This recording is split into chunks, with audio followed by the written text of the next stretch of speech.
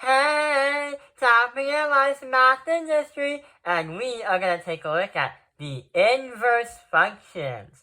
So, before we learn anything today, we're going to be solving these two problems right over here, where the function of x would equal 2x, and the function with g of x is going to equal 1/2 of the x.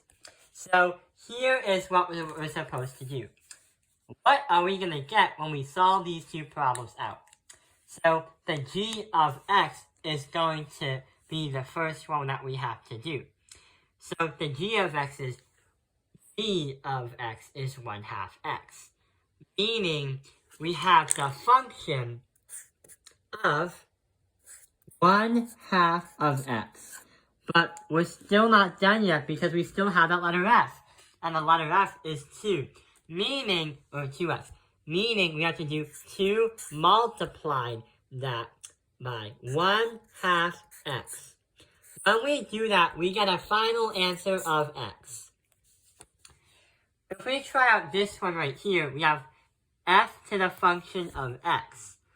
That is going to be g of the function of 2x.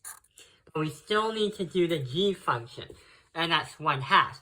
So 1/2 of 2x is going to equal x. Hey, there seems to be a pattern that we found out. When we do the exact opposite, no matter what we do with this function and that function, we still get the same answers as x, or 1x. But why does this work anyway? Well... All right. I summon a monster in attack position.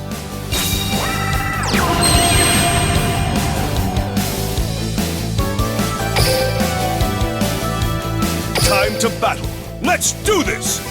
My monster attacks.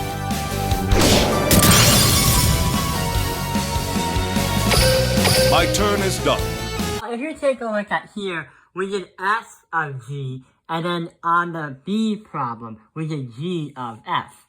When we did that, we realized that we had two different equations, but the equations are going to be the same, which means they technically cancel each other out. Other examples where you see stuff cancel out is in elementary school, and middle school, and pre-high school. When you add and subtract, they'll cancel out. When you multiply and divide, they'll cancel out. In middle school or high school, when you square root and square, you cancel out. So those are operations that you have used in the past that you probably never really realized, but if you try to use problems with the same values of these operations, then they're going to cancel out and just nothing really happens. So that is going to be the beginning of inverse functions. But hang on, why did we just do all that math? Well, here's why we did all that math, and here's why we found out that the two functions is going to get to the same answer. It's called an inverse function. An inverse function can reverse another function. It's a way to graph and map x to y and back to y to x.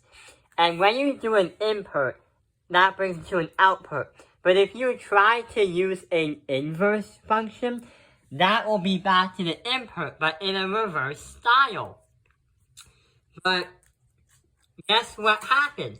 All that math that we did is a way to calculate if something is actually an inverse function. Meaning, these two are pairs of inverse functions.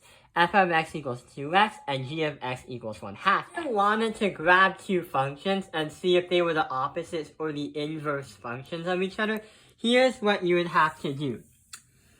If we can find a way to determine if two functions are inverse of each other, the x letter has to be the answer so we can prove if they are. So if we use f, the function of g of x, and if we also use the g of f of x, which is the same idea of what we use, it's just a model to map it out.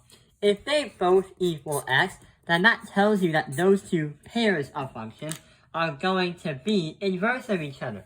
The notation in its mathematical form is a way for us to understand the notation of its mathematical form is going to help us understand simply what all this is about. An inverse function of x is going to be our notation.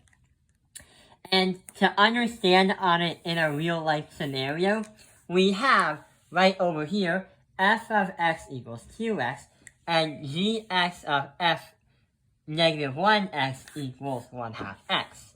Notice how the one on the left has a negative 4, a negative 15 on the x, and a negative 8 and a negative 3 on the right.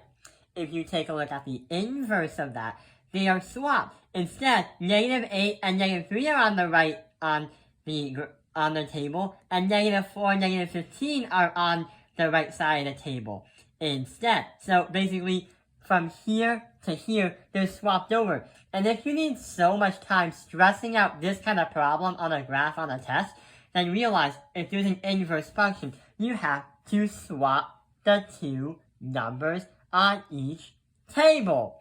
So that is an example and a little shortcut that you can do when we try to understand and prove inverse functions and how we can show if these functions are inverse. I hope this video has helped you understand inverse functions. Thank you for watching Taipei Airlines the Math Industry. Like and subscribe.